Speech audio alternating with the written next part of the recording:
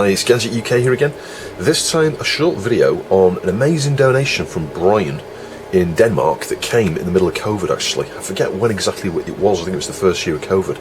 Now, I've lost the original introduction here, so this is why we've got this freeze frame here. He sent me some dreamies for the cats, you can see an example here. But they've long since ate those. That was when Rosa was still with us actually. So, sincerely appreciate it, made my day when that little care package arrived. So just picking up here, like literally 3 years later, and here we are 18 months, 2 years later, so I think those have gone off, have they? 31st of the 3rd, 24, guess what the date is? It's 25th of the 3rd, 24, they haven't quite gone off yet, you can see they're just stuck together, so yeah, I am going to be eating those, all of them, before the end of the week. They're just like stuck together with sugar, but those are great. And obviously it's a Scandinavian brand here from Denmark. Fantastic. So yeah, the good stuff. Why it's took me this long to get around to this, I don't know. I just get pulled in so many different directions. So we've got the Heiko tip there, so that is incredible. Yeah, so we've got two different tips. Very cool. I think we'll have a go at swapping these over. So yeah, it's been off for hours here. It's a bit loose that actually. With hot and cold cycles, that just loosens off, and you may think it's not working as well as usual, and it's just you haven't got it really tight where it makes a nice thermal, you know, snug fit to the element and stuff inside the piece that goes below. That's the bit you've got to be careful of with these. There, that is the element. So look at all that soot that's just dropped out there then. So I think we'll just gently wipe that. I'm not even going to use IPA or anything on that, I'm just going to go over it gently. It's, you know, a ceramic sensor piece, that, you know, a ceramic. There's obviously, you know, a coil in there, and the voltage goes across it and just generates a massive amount of heat, and then it uses temperature sensor somewhere in there and some PWM stuff to keep the temperature according to how you've set it. So anyway, that's that. Let's just give that a tap like that, the neck, and there's the bit that I had on there. So marginally, you know, well oxidised and stuff. So, I mean, this is the sort of thing that's useful to show you anyway, you know, like maintenance of your tools. The sort of thing I will do periodically to any of these things is to, you want to take the tip off like this, and then gently clean it with a wire brush like this. And then of course when you put it back on, put it into a tip cleaner to clean the end. But you don't want to go too vigorous with something like a wire brush, because they do have a coating. But, you know, like the actual tip itself, you can see it's pretty aged, that, but it's still sharp and to a point, so that tip I would still class as good and usable. It's got wear though, so let's swap over to one of these. Which one we're going to go for? So this one's a bit more chunkier. I prefer that one. I think it's got a smaller conical sort of surface to it, and yeah, original Heiko look. That's incredible. Thank you ever so much. I think it's Brian, isn't it? I think. My mind has gone blank at the moment. So yeah, this one's just been taped up, but it is, you know, it is a new one. He's perhaps never used it. So look at that. That's gorgeous. It might just have a bit of solder on the end, I'm not sure. No, I think that one's a new one as well. Neither of these have been used. So yeah, we've got this one here that's very similar to that one. Actually, it's just a bit sharper. I quite like that. You know, it's got a smaller point, it's slightly longer than the one I was using. But this may have lost some of its length, I don't know, because that's what happens over time. You know, the end does wear down a bit. And this one here has got a slant there. So, yeah, I think I'll probably go with this one. It's very much like the Antex, that. I might be able to do everything I can, or could do with the Antex. So let's carefully get that on there. And put this back over there. And have a go with that, and just do that fairly tight there. There we go. One thing you might want to do is, like, I hold it like this, the tip's sort of sideways, so yeah, just rotate it around so you get it the place you want it, and then tighten it up. But then you might need to hold it, and I think I am going to do, because I think it's rotating again. So I'm holding the tip as I try to rotate that.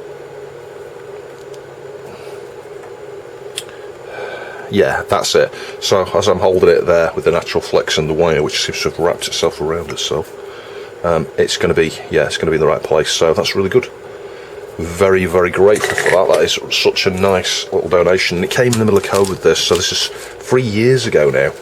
It's not 2 years, it's all right, it's just 3 years ago. And he sent me this as well, so yeah, it's Brian. I thought it was Brian. Hope the tiniest of goodie bags finds you well. It did. The cats love those dreamies, they ate every one of them. So I filmed this before I actually opened the rest of the parcel. You can see the cats are delighted with their treat, and they have run out, so this is like emergency ration as they desperately need this. Just start to open it and they can all smell it. So thank you very much for those. So yeah, we've got the prints that he's included here for this. I'm going to need one of these, so that's what we're going to do in this video here. Just in time for me to finish off those sweets. It's a nice colour printer he's got there, because it's quite really well. Sorry, I only have components for one PCB, so consider the one spare. So we've got 2 PCBs spare. Now this is the point where I question, did I leave the PCBs in here, or did I lose the PCBs? I don't know. I honestly don't remember. I don't remember what I did with the PCBs now, so let's just get these Heiko bags out of the way and have a look in here. So we've got all of the SMD components to build one of these. I'm hoping that's the PCB, but yeah, it is, that's the PCB. Quite small, aren't they? So, if you haven't already gathered from the title, it's a modern hybrid replacement for the Amiga. And I do happen to need one of these, potentially 2. And I think some of the components here are probably fairly precision ones. So what I mean is, it might not be a good idea to use odds and ends if you've got them, because they're probably like 1% or less tolerance on 1 or 2 of them, potentially. So it's another one of these from Suco Pera, Open Amiga Video Hybrid. Wow, there's a lot of stuff on that side there. There's me thinking, oh, there's not much on it, look. Oh, there's only a few components. And I turned it over and I'm like, oh my god, it's going to take me ages to get that long.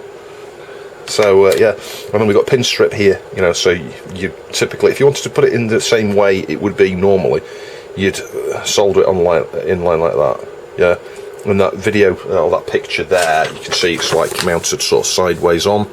Yeah, I don't want to do that. I'd like it to be sort of that way up, if I can. And then it's, you know, representative of the same sort of thing as the original hybrid. So it's cool we've got 2 of those, but I suspect I'm going to need to order some more parts. So he's kindly, cleverly labelled everything up here, look. Oh, that is so helpful. That is so helpful. I wonder what that is there. MMBT3906. Don't know, a little transistor maybe or something. I think it is. Yeah, so we've got loads of caps, we've got pin strips and stuff here. Well, we've got 2 lots of that. That's confusing me. You know, we've got the female ones and we've got the male ones. Don't really know why we need 2 lots of it. I don't know. Confused. Anyway, lots of resistors, caps, transistors, maybe the odd diode, I'm not sure. I don't think there is, probably. Anyway, so I'll just move those all out of the way. We'll move one of the PCBs down. I'll put my spare Heiko tip away. And we'll have a go with this new tip moving forward. Something I should have done 2.5, 3 years ago. Yeah, and just bringing down Kavanos cam. Yeah, I do have one of those sweets in my mouth. So apologies, you're going to hear me slurring my words here because I'm chewing or sucking. Yeah, kind of licorice flavour. Well, it's either that or the best before days. Getting so close they've turned into licorice flavour. But they are nice, I like them. Yeah, I thought it'd be just a good idea to have a look at this. I mean, you can see, you know, the hassle covered here. You know, hot air surface levelling, is it?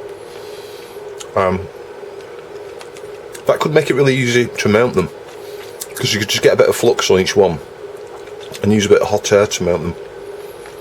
If I was going to do that though, I think I might just go over it with the iron and add more solder to each point. And then the other side here. There you go. GitHub.com Suco Pera Open Amiga Video Hybrid. Very nice.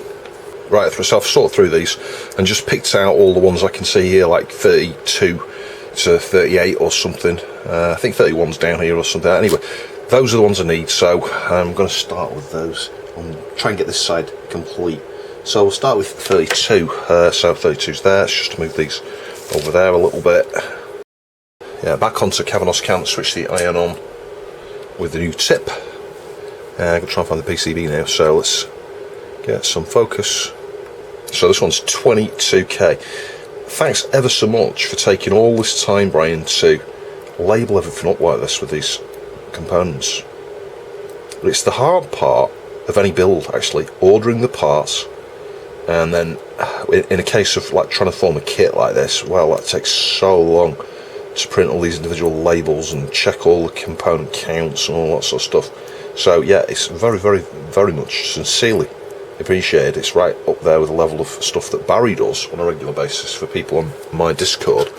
You know, Barry mentioned lots of times Sparks UK. I forgot what size that was already. Was it? It was 22k, wasn't it? Yeah, R32. Yeah, Barry is often getting these kits together like this for people of similar size, you know, maybe even containing more components. And yeah, he's good enough to go away and, you know, order all the parts for X number of boards and then put everything into you know, little baggies like this. It's incredible. Yeah, I probably needed the smaller tip now. Looking at that, it's quite big, isn't it? Anyway, let's just try and get a tiny bit of solder on there. Now, bear in mind when you've got a new, when you've got a new tip, you really want to clean it a few times. So there we go, giving it a jab in the braid there. Let's just see if I can smush this into place. Now, I do have the tweezers from Cavanos. There we go. I just find it easier not using tweezers, if I'm honest. It's just one extra thing. Certainly when I'm dealing with solder as well, you know, I need to feed the solder there. It's not too bad. A bit blobby on that side though, isn't it? And this is the thing, this is where you then need to add dedicated flux if you want a really nice flow on something. I appreciate the comments on that little message that Brian sent as well, saying it does make a difference, he enjoys the videos. Thank you ever so much. Not just for a gift here, or gifts, plural, but thanks for saying that about the videos. Because that's the thing, if no one's finding these videos useful, there's literally no point in me doing it. It may surprise you, but, you know, I was doing all this stuff before my channel started and just not filming it. You know, that was going on for, I don't know, 3 or 4 years. So the first things I collected were the 500 plus, 1200 ST, Atari Lynx, a couple of Game Gears. A lot of that stuff never even got shared on my channel. And there were numerous things I did, repairs to floppy drives and motherboards and all sorts. There were a few 1200s that I fixed and sold on eBay that, again, never featured on my channel. Anyway, the point of that is, if these videos are useful, it's well worth me doing them. So the next one, let's do R33. So this one's a 10k. Yeah, and you can see it's pretty difficult to try and get these things open.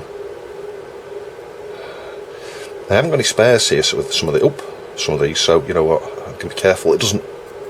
Oh, there is, hang on, there's 2. Why is there 2? Or is there 1? What's that? Oh, that's... Yeah, there's 2. Got 2 there. 10k. Yeah, I'm going to put that one out of the way. I'll put it into that little component dish over there. So we did have 1 spare there, and that's going to be a consequence of, well, trying to cut a single SMD thing out like that on its own is very difficult. I mean, look at the marking on that. You can't even, can you see that's 10k? It looks like a square with a line in it. I don't know, we could try and zoom in on that further with the digital zoom in a minute. I don't know. Anyway, let's give this a go. But look how big the tip is. The tip is bigger than the component now. Oh god, way too much solder there. Yeah, and I know, again, I should be using the tweezers. We'll swap to the tweezers in a minute, I think. There we go. Up. Yeah, it's not bad. Yeah, it's a consequence of using a microscope, you see. In other words, I can see it with a microscope, so now I'm more fussy. So if anything, my soldering has got more annoying, as I have to make sure everything looks pretty good. Yeah, I'm just going to clean up as I go along with these. So 2 down. Oh, you can see the part number on that. It looked like a square before. Don't know, we need to try and adjust the focus, don't we? Yeah, that's like... I don't know, I can't read the part number on that. Anyway, 2 down. About a dozen or so to go on this side, I think. So I'll report back when I've got this side done, maybe. And I'll show you a bit more on the other side. Yeah, so a quick update. Because I've got some extra ones, each one of these, I think there's one extra one in the pack there. I'm going to stick them on the other PCB, yeah? So, yeah, bear with me. I'm going to do the same thing with that one there, with the extra components. Because, well, it won't be complete, because I don't think there's a one for every single position. But then I can just work out what I'm short of, and then I'll have 2 hybrids at the end of this. Yeah, so that's the second board, with quite a few components there. Look, these were the extras. So we were 1 short out of the first batch of components I've fitted. There's only 1 of them that I need an additional component for. I forget which one. We'll find out what's left at the end. I should have made a note, really, but it was one of the ones where there were 3 resistors and only 2. 2 need to go on the board. So because the other ones they're just one-offs, and we got a spare one. Well, we've almost completed this board. Well, we will have done, I think, by the time we get to the end of it.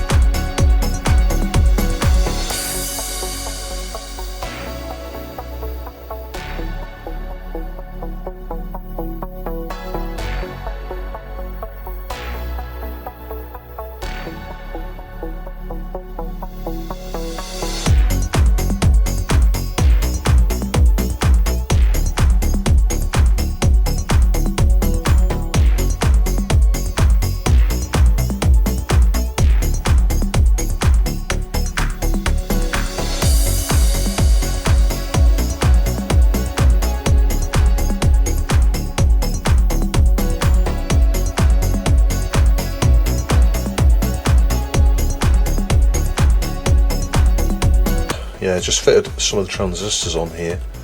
So these are the 3904s. There's 4 of them on the same side there, and then the other one is Q5, I think, over the other side. But I fitted the 3906, which is Q6, I believe. So far I've got a single transistor, the 3906 on both boards. I had enough of those, and I think I even had a spare, so that's quite good. And let's just see how many of those 3904s we've got left. We've got 1 more to go on this side. There's the 3906 Q5. That's going to be a 3904. No, it's not the right way up, because when you press it down like that, it's... Oh God, it's so hard to see. Even with the microscope. Yeah, it is the right way up.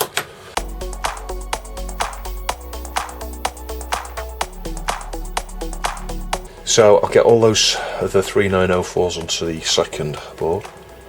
I may as well just build them both at the same time like this, and then I can just work out what I'm short of at the end and just order those extra components.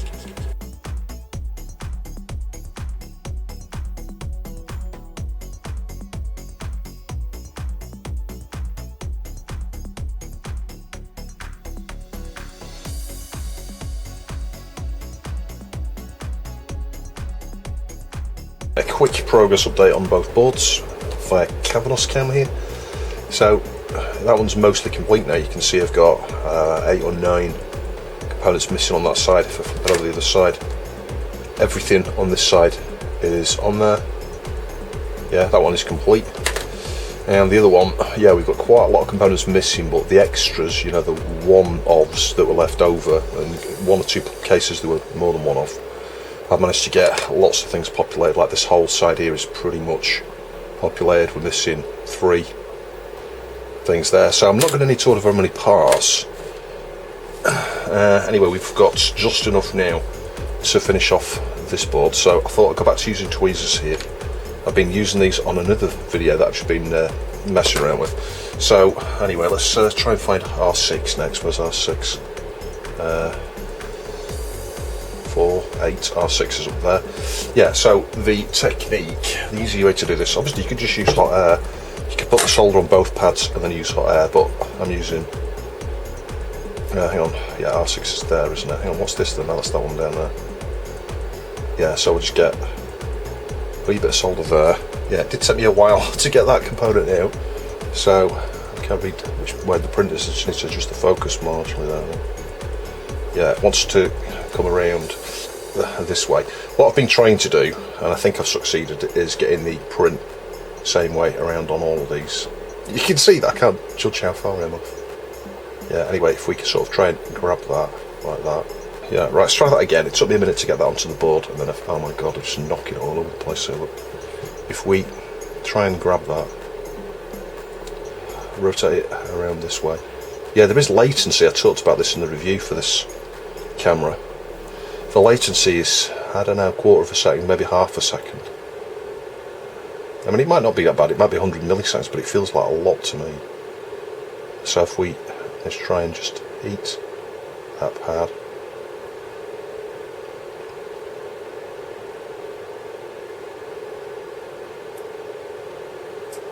This is the thing, you see, I spend just as much time messing around with the tweezers. And then look, it goes crooked and then it comes off. So, oh god, anybody who tells you that tweezers are the best way to do it, well, it might be because they've got used to it, but look, it's not. I'm just really struggling with it. It's like everything fights against me when I'm trying to do this. Let's try that again.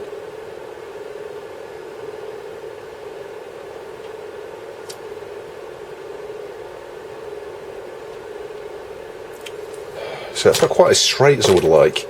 I would have got that straighter just using the solder, and I would have got it on much quicker just using the solder. Way too much solder there. On 1 or 2 of these where I've got giant amounts of solder, look, I will just use the braid there a little bit. I'll get some flux so it should flow, it'll be right. So we'll try the tweezers again on the next one. And the thing is, I don't want to sound ungrateful, because those tweezers will cost a fair bit of money, and the shipping as well. I'm so grateful for those tweezers. And there's lots of places I have been using them successfully. Just not on this build, maybe. I've got to flow that side there as well, that doesn't look so hot. If you touch both at once, you sort of share the solder across the pads. Anyway, so that was R6. Try and flip it up. I can't. I need to. The thing is, I'm right-handed, so trying to use my left hand to flip something upside down like that isn't that easy.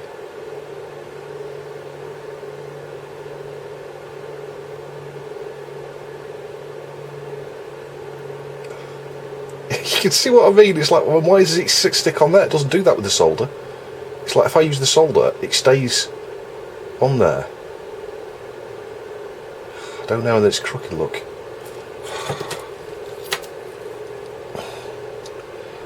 Maybe it is just what you get used to, but oh my god, that'll do. Well baked, that. I think it's as long as it is wide. I think when you get used to doing something, that's, you know, part of the thing there. So as I get better at using those tweezers, the tweezers will be infinitely easier probably in the long run.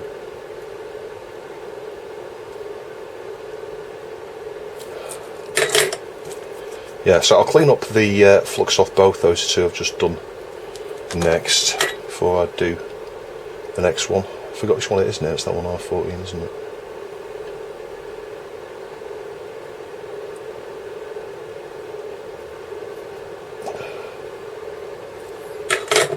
And the one thing you will have noticed, it would be better if this camera was on the wall, because you know, we got wobble vision, it wobbles a fair bit, but I'm quite used to it.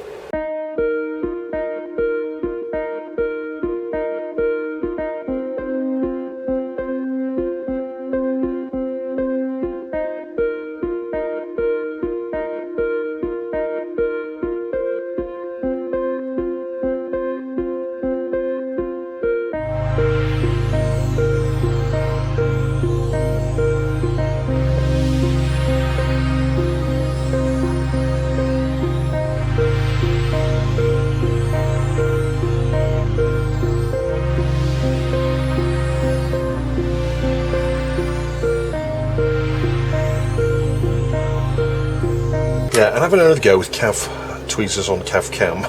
Yeah, this channel is sponsored by Cavanos. Right, the last one going on, and then I've just got one spare here which I'll stick on the other board. So this one's 21. Oh, it's the same problem out with that AWL tool, to be honest. It's like slightly magnetic, I think.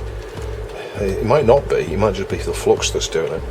You have to come in at that angle here and get onto the pad.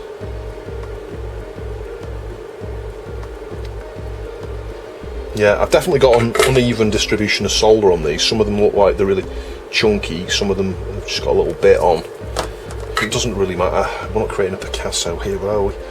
We're just creating a functional PCB. And the shape can look weird in the light there as well. I forgot which one I'm doing now, you know. 21's that one. Yeah, that could be a consequence of when you rotate the board around, you suddenly lose track of where you were. It's also hard to find where the cotton bud is.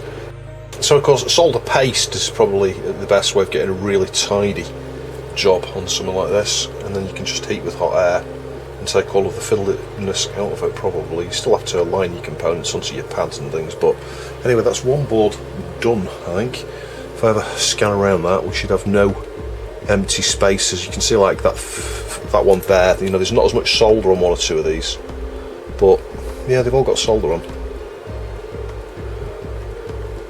Yeah, that's it, that board's done. Again, R4 down there's not got a massive amount of solder there, but it's fine. And the last spare component was put onto that board, so yeah, we do need a good 15 or so components for that. Some of them the same size, probably about 6 or 7 types I need to order, I think. Anyway, this one is complete. Everything is on there, on both sides. So the only other thing we need to do now is this pin strip. Now I've worked this out. The reason there's a socket suggests putting a socket on the motherboard, so we can do that. I'll pick one of my 500 boards there. Maybe the 500 plus actually. This older existing hybrid fit some of this. It's going to need to cut to length this, isn't it? It wants to be just as many pins as that, so I'll just put it through there to cut it. Yeah, it's just a good way to measure up like that when you know you've got all of the pins through the holes. Just grip it and snip it. Like that. There we go, it's fairly clean on that side there. So that's going to go on the motherboard side. Just making sure I've got all the pins. Yeah, I have. And then we need a piece of this, the same size, so if I just line those two, and again, one or two of those might be a bit bent or something there because it's not lining up straight, and again, grip it and snip it. Hang on, I'll try and get that off there. That's it, again, fairly clean cut there. So this is the part that is going to go onto here. Now it shows putting it, I don't know, something like that. It might be the other way up, I don't know. Yeah, in the photos on GitHub it shows it like mounted like that, you know, sticking out over the top of the 245s, but it's quite close to Denise. Now I've got a Super Denise adapter using the A600 one, which makes it quite wide, so I'm going to try and get this upright, and the way I've done that is I put the pins through here like that, and then pressed onto a flat surface here, and you can see I've pretty much got those almost pointing upwards. I could go a bit further, but they might start to break, I don't know. The way things stand there now, they're all straight. everything's straight. So I think I'm just going to put it on a flat surface like that, and I'm going to solder the pins. But the beauty of having a socket like this, it means you can put your original hybrid in, and you can test any of these that you build. So I can test the other one on the same board, yeah, without having to desolder anything. So if I just solder one on each side here, I'll do one in the middle.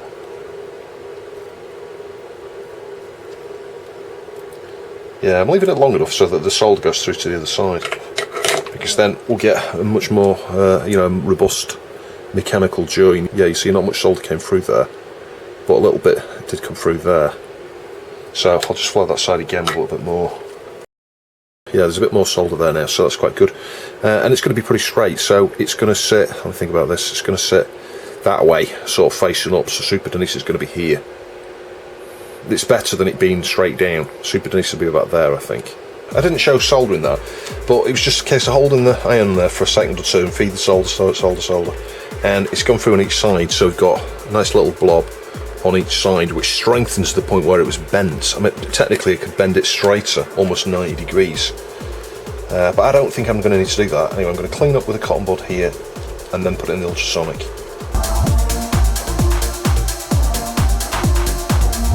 Right, that will do. I'm going to go and get that into the ultrasonic. We'll get this one into the ultrasonic as well, because it could be some time before I get the remaining components for that. And let's get them into the tank there.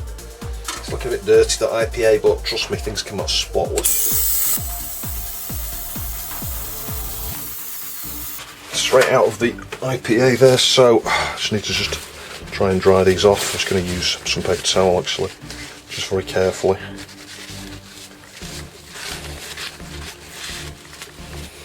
Often I'll blow dry something like that down with hot air, but these are looking pretty pristine already.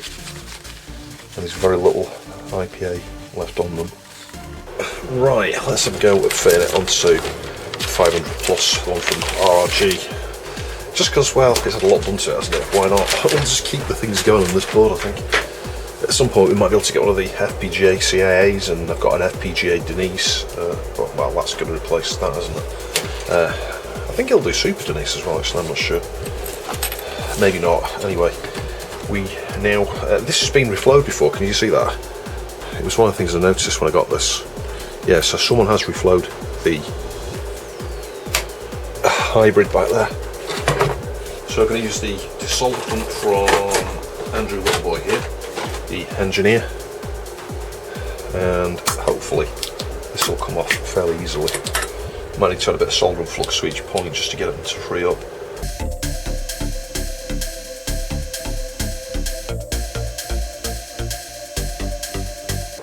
I think the solder is just not coming off here at all, actually. You can see the solder is coming away, but what I mean is it's not coming through right. See, we're getting bits of it all over the place here as well.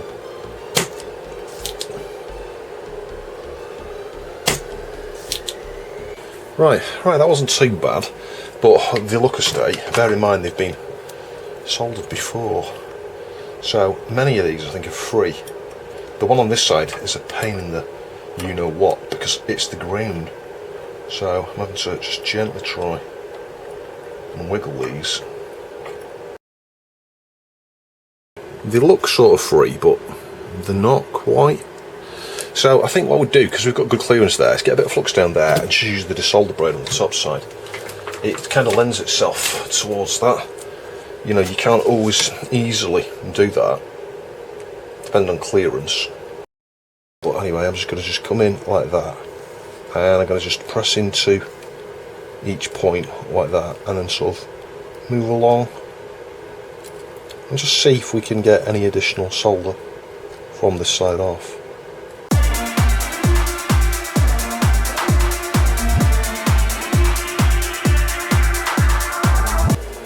Yeah, if you rock this too much, you'll damage it, but there is a bit of solder on that side.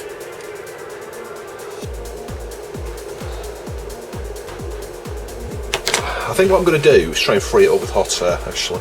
Yeah, so I've got the wrist strap on, and let's just turn the airflow down, it's a bit high. And I'm just going to go heat up down the length here. This ground point is going to be the worst one. I think that one over there's alright. I think that's the 5 volts. In fact, that's a ground as well up there. I just realised there's 2 grounds, ground on either end. Anyway, if we just heat around here, and I'm just pulling from the other side. Obviously, it will get hot as the pins heats up. But if I just like gently wiggle a little bit, I should be able to feel when it's loose.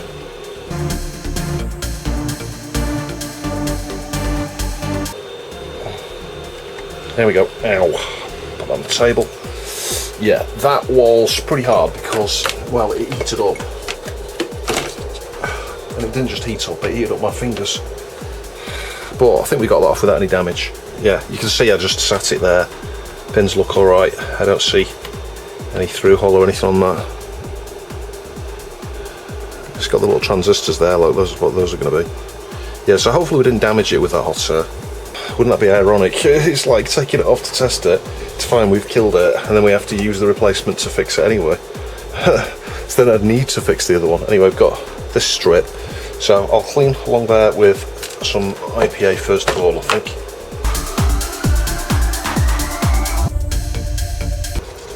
There we go, it's looking pretty clean that now.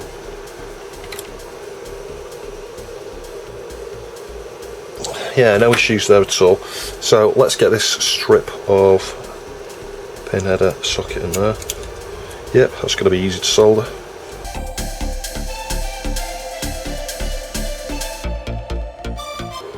That's it, I think.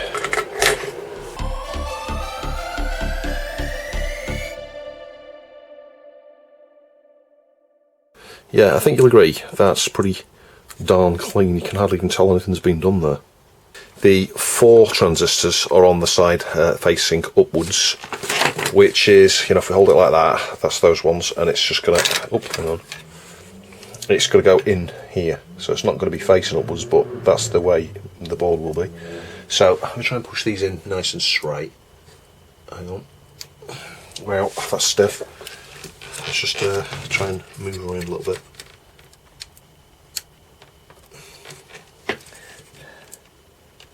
Yeah, that is not going in. Let's try from the right to the left. Let me go get another piece of turn pin to see if I can put it in there. I might need to redo that. I might have stuck that on the wrong way up. Yeah, and I don't think I have, because this here, you know, the short bit is the bit that goes through the PCB, and then the other bit goes that way. And that's the way it's on, so, you know, that's right. If we try this, let's try this in there. See if that's going to go in. Yeah, individual pins are going in alright. But then again, these are thinner than those, are they? I don't know. Maybe marginally. So this is really tight compared to this stuff. I mean, it might be intentionally tight like that for a reason. Yeah, it is. It's like, if you look at these here, you've got a short part that goes through the PCB. This one here is a long part that goes through the PCB, and I think I've soldered the short part through there, which is, well, a bit crazy, isn't it? I don't think that's going to go on though. I'm going to have to take that off. Yeah, so I've had to desolder all of the points there. I'm going to do the same thing we did on the board. Just drag some braid over there, just to minimise any damage to this. But that is so annoying, because, well, I'll show you. I can compare it to any of the strips of this I've got, and I've got them from a number of different manufacturers. And every one of them, the long part is the part that goes into the board. The short part is the stub that gets soldered onto. That's not the case with this. The short pins are the ones that go through. Now, I don't know if that's just a manufacturing defect with this batch that someone's bought. But, well, they're not normal, is the point. They are not normal. So you can see a number of those bent off, look, snapped off. 1, 2, 3, 4, 5, 6 or 7, 8 maybe. It can't sustain being bent that angle. So, yeah, just hold it up to the light. Yeah, those pins that were broken off, they're not even there. They've come out with the solder. I think there's one still there. Oh, there's 2. Yeah, so if you look at that side there, all the pads are okay, and that side there, again, all the pads are okay. I mean, the thing is, you can see my concern that if I had it like that, look, it won't fit because this is in the way, yeah, and they're not long enough to be up here for sure.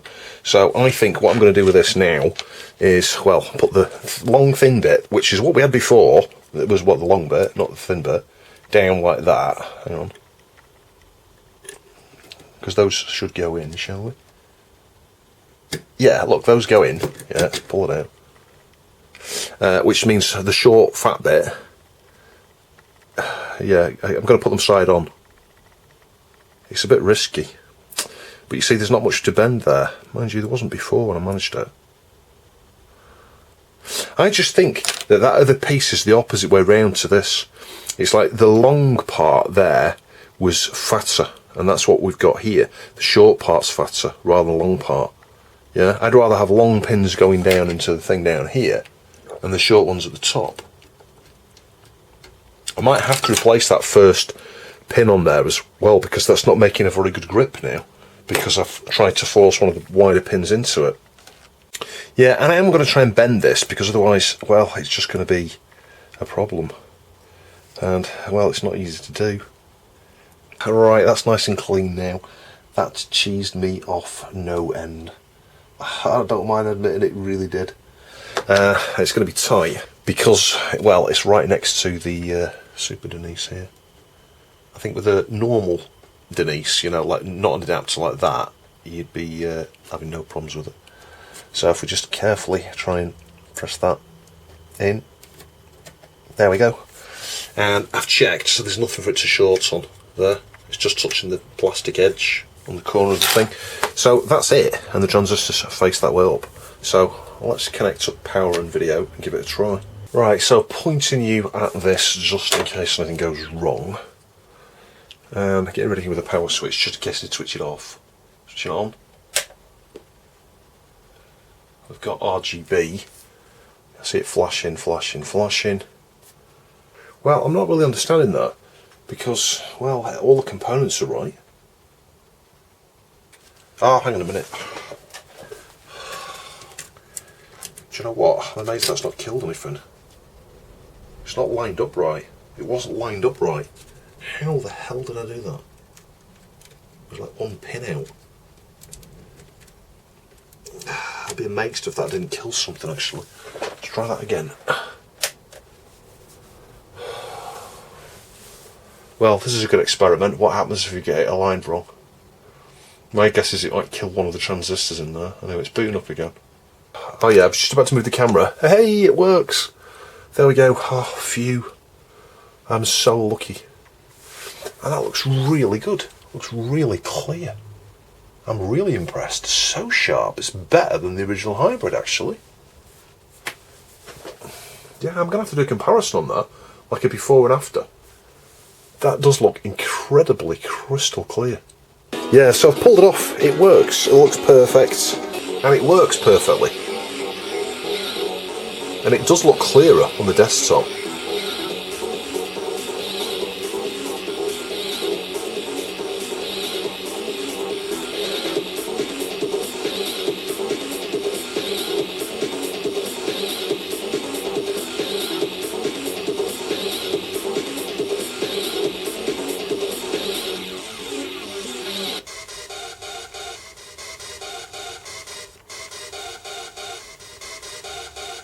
So whilst that's on test, I am just going to use some braid here and mop up the solder from this. We'll start on the underside, just because it stays off the mat a little bit on this side. I'll have to raise it up or something to do this properly. And I'm just going to gently heat the pins and slide along like this.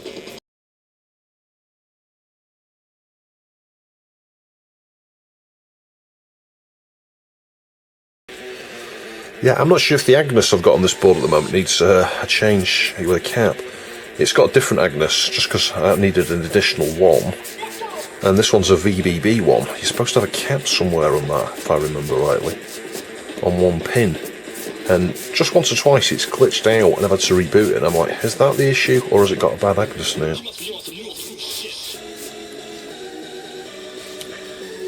yeah, the one that was on this board that I showed on my mate Vince's channel, that's just temporarily off the board, and I was going to fit that to something else actually. Right, there we go. They're all pretty well cleaned up now, I think.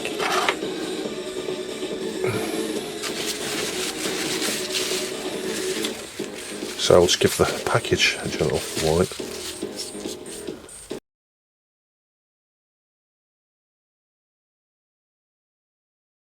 There, that same pin is a tweak sideways.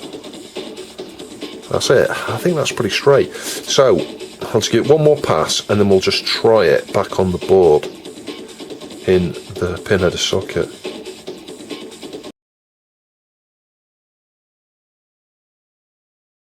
It's disconcerting when you hear noises when you're looking around, and then I'm like, what's that? And it's just like paper towel moving. There you go. So that's the original hybrid, and it's working. Do you know what? That hybrid is just as good as the other hybrid. When I say it looks clearer and sharper, that looks just the same to me. I can't honestly tell the difference between them. And the pins are nice and straight on it, so let's just carefully try and pull it upwards and out, just slowly, one side at a time, just to make sure we don't wrench all the pins off. That's it, out.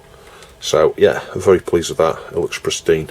And very pleased with that. That looks pretty pristine as well. There's no flux or anything on it. It's turned out well, especially considering I got it round a pin misaligned, didn't I?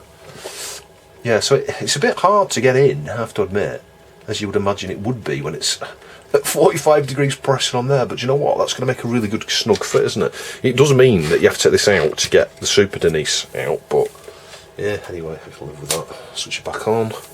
We are all done. Right, so I figure now is a good time to talk about resistor ladders again. I mentioned that in the AJ Multifix series there. It was when we were having the problem with Super Frog, actually, and I swapped out one of the buffers that goes on the red, green, blue signals. It was supposed to be a HCT part, and I tried an F temporarily, and it fixed the problem with the digital side, but the analog side, you know, the stuff, the signals, the red, green, blue signals that go to this hybrid here, because this is what takes the 4 colour bits for each channel, 4 for red, 4 for green, 4 for blue, and gives you an analog red, green and blue signal. Because what that's doing is, you know, it's a DAC, it's converted from digital to analog. And when we did that on Super Frog with the wrong family of 7/4 series for the buffer, by the time the red, green and blue signals got here, they had differed in logic level, yeah? And I mentioned resistor ladder. So what is a resistor ladder? What's going to be on this board? And I'm damn sure it'll have one, because, well, I saw the behaviour there. If we have ground down here, let's just put that there. Yeah, so I've sort of drawn a bit of a flaky diagram down here. Those are all resistors, yeah? You've ground here, yeah? Output here. And then for each, I think you have the LSB here, least significant bit, most significant bit, and then the 2 bits in between. So, you know, I don't know, let's say we're dealing with just the red channel here.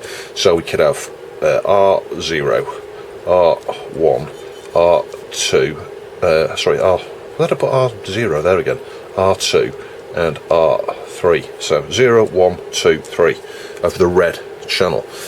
The uppermost bit here, yeah, is your most significant bit. So when that's set on red, you know, it gives you the most intense red level. The next one is half that level. The next one is half that level. The next one is half that level. That's the lowest, you know, your lowest bit. If that bit's set, you hardly get any red at all. This one's set, you got a massive amount of red set, yeah? And because of the resistor network here, you know, you're getting a potential divider. You know, ideally these would be the same size, so I don't know, 2 ohms, 2 ohms, 2 ohms, 2 ohms. And obviously the size of these is going to be varied depending on what you're trying to achieve here.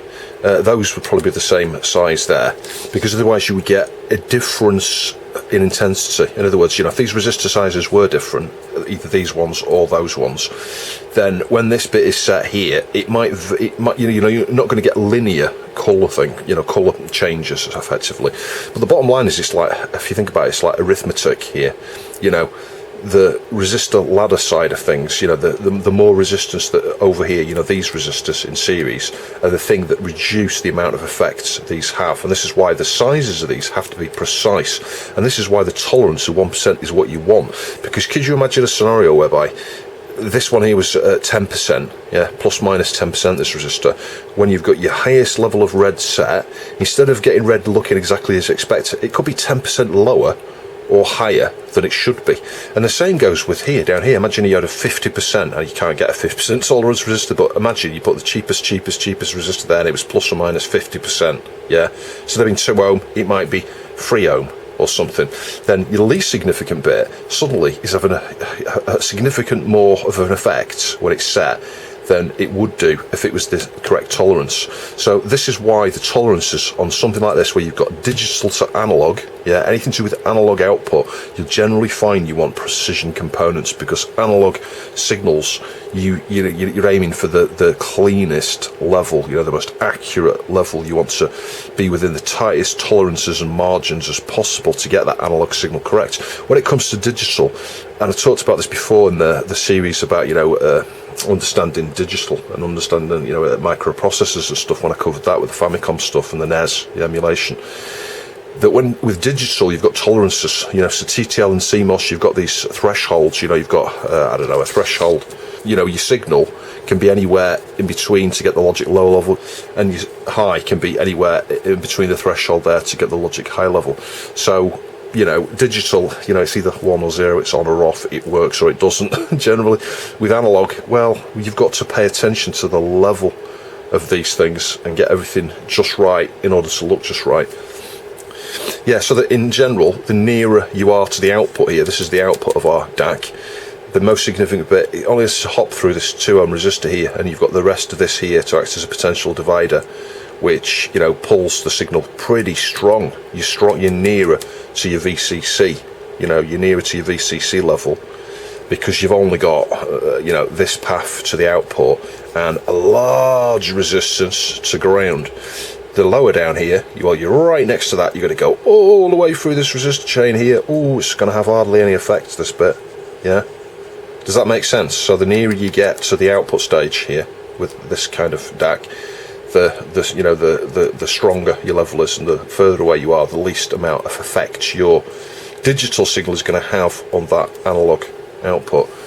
But if these are not super low tolerance, 1% or something like that, then, you know, your colours could look a bit strange. Your red might be 20% stronger than it should be at some point, and it could be 20% less than it should be, or your green could be 20% or 10% higher, etc. And we're not just talking about in general, we're talking about over the overall colour bits and things. So things can look very strange and washed out and a bit dull and a bit faded or overbright or, you know, oversaturated, etc.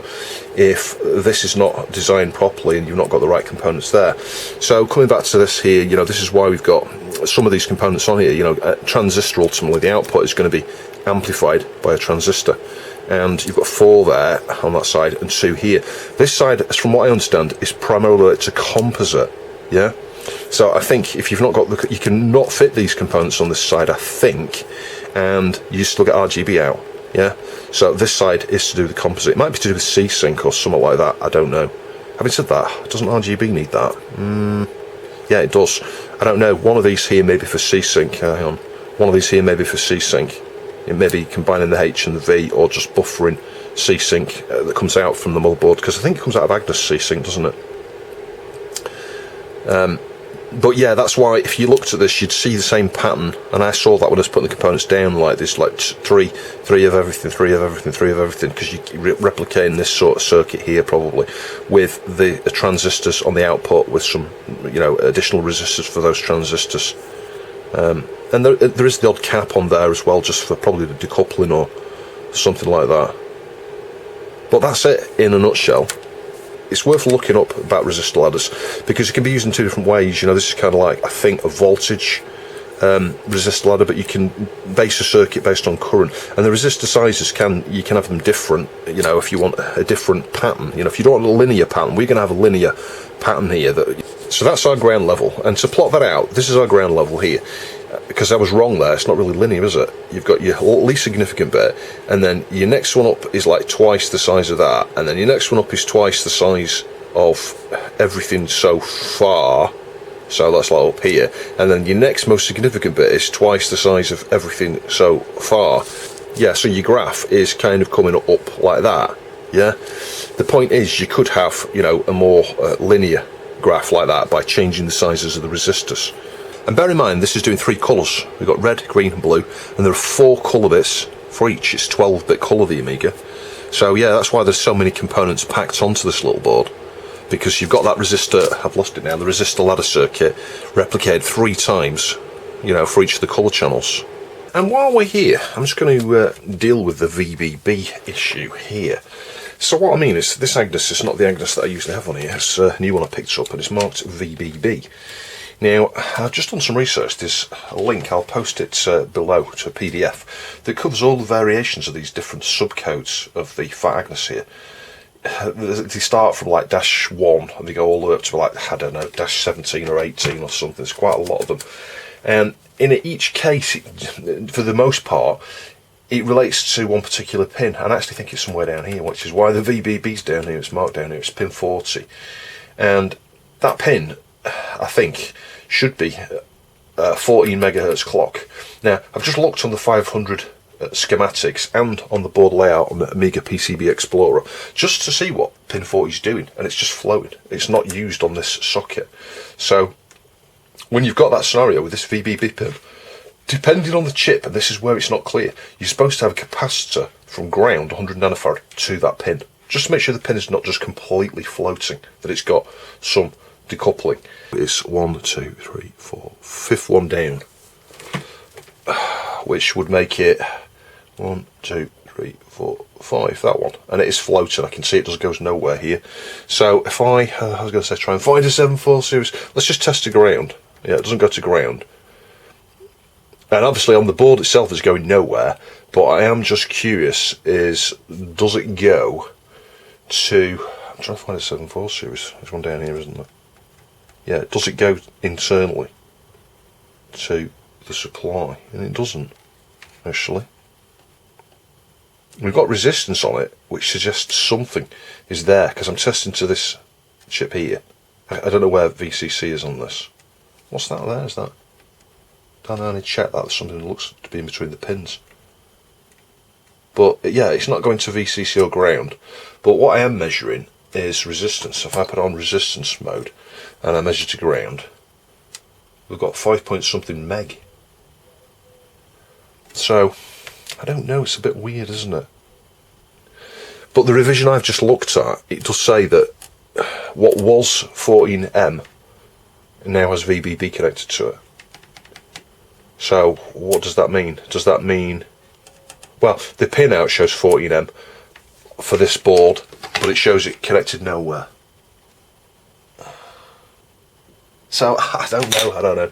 All I do know is I think we should put the cap on there, because it does say with the Agnus revisions they've got VBB on them, you're supposed to have that 100 nanofarad cap. Right, let's switch it on. Just going to finger touch that. Well, I've got sync. We're just waiting for the Pi storm here. Now, yeah, it's flashing. Yeah, so I'll just leave that running for a bit and I'll report back. Yeah, so I've been testing this for quite some time and it works perfectly. Let's just turn it down a wee bit, it's a bit loud. Yeah, the colours look absolutely amazing through that hybrid. So, massive thanks to Brian. I can't thank you enough, it's incredible. And the Heiko tip is working really well as well now. I don't need to use the Antex anywhere near as much, if at all, in fact. So let's just start that. But you can see, you know, the colours really pop on this. I can't honestly tell any difference between this hybrid and the original hybrid. I would say, if anything, the new one is perhaps marginally, by a small percentage, better than the original. There were quite a few of those different revisions of the hybrids. You know, the one I took off I think is marked R4 Rev E or something, or R3 Rev E. So there's quite a few of them, and in fact, if you look at the GitHub page, I'll overlay on the page here, you can see there's different columns there that you can, you can fit different components depending on what it is you're trying to replicate. But yeah, very, very pleased. Colours just look amazing. And there's like no shimmering, no noise, no nothing. It's just what you'd expect, really. I'm playing so badly.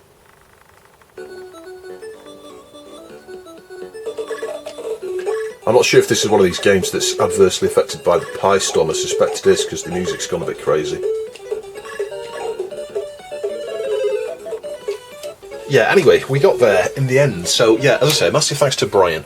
Super appreciative of that. And if you saw the Patreon exclusive recently, and the YouTube member exclusive, we got some of those hybrids from Cavanos, but different ones, slim ones, and we're going to need those to fix the 3000 actually that he sent me. So a massive thanks to Cavanos for sending those. But yeah, final look now. You can see on the board installed there. It looks really nice and clean. There's no flux. The ultrasonic brought all the flux off there, and yes, it leans perfectly on my adapter. So if I have to get that out, I have to pull this out. There was the point early on where you saw I misaligned it by one pin. It survived, thank goodness. Yeah, there was a chance that could have killed something. Anyway, I do hope you found the video interesting. If you'd like to support the channel, please see the Ko-fi and Patreon links down below. I'll catch you in the next video.